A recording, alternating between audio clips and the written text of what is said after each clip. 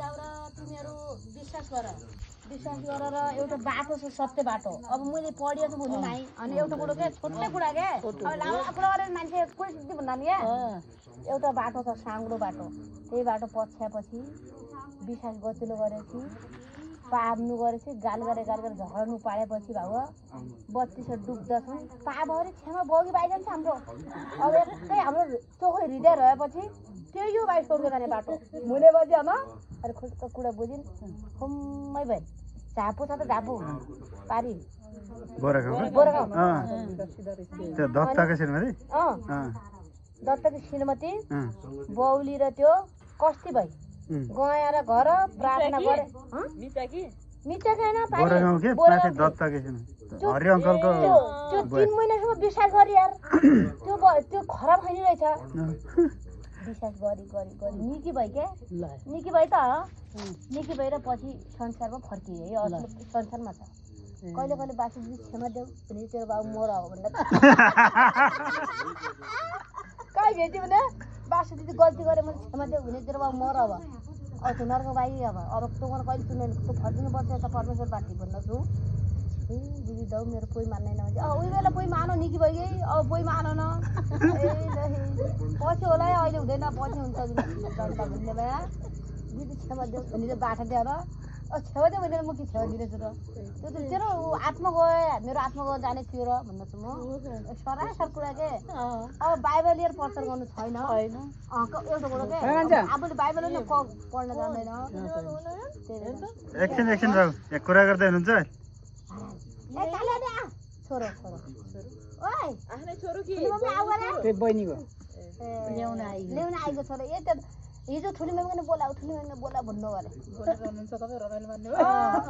ठुली मामा म नेपालमा थिएँ अहिले आएँ अहिले के अरे त्यो कोठालकै बस्नु डर लाग्दो बहिनी जुम्ले जानु र बहिनी जानु हुन्छ होइन धेरै रमाइलो दिदी कोठा कहाँ लग्नु भए कोठा ताता मानि छ त्यो कहाँ जग्गा हजुर कहाँ छ भन्नुभयो त पारी छ नाइ माथि बुरेली चोक माथि कहाँ भयो बुरेली चोक आठ कट्टा कता 4 कट्टा कहाँ छ 4 कट्टा पारी छ पारी कहाँ रे त्यो हाम्रो चर्चतिर त हैन कता जयपुर म यहाँ त बुरेली चोकमा भने चाहिँ कहाँ बुरेली चोक भने कहाँ छ बुरेली चोक भने त परै यता हो ताई छ अनि पारी के भन्नान भाइ जयपुर हो कि जयपुर भन्दा आरी ठोगरी ठौरी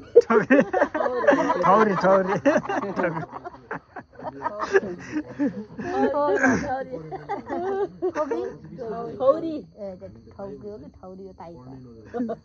ताई गए अस्ति भपो त ठुले बल आएछ होइन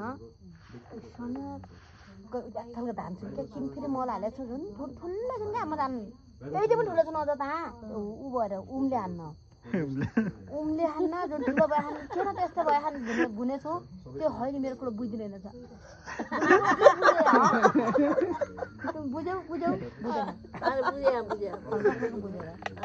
त्यो होइन मेरो कुरो के त गाल काट्दैछ त म न भुन्ने त्यो होइन होइन त्यो घाँस काटी लिन्न भनेपछि त के एकदम गाल गर्ने अझै एउटा गल झगडा पार्ने खुल्थेँ क्या मैले मैले किन गाल गरेको त भुन्ने घाँस काटी लिन्न भने होला आफूले उहाँ गाल गरेर त मान्दैछ क्या किन उम्ल्याउनु त भाइ भने मैले होइन हाम्रै जुम्ला भएको छ के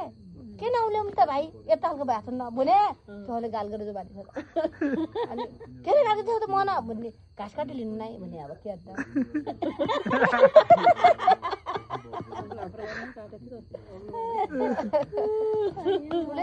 ओडमको झड्किन लागि अब झड्कुनु पनि झगडा पार्नु पनि न मैले आफ्नो भाषा गरिकन बोलिएको छु त्यसले झगडा पारेको मान्छे म के त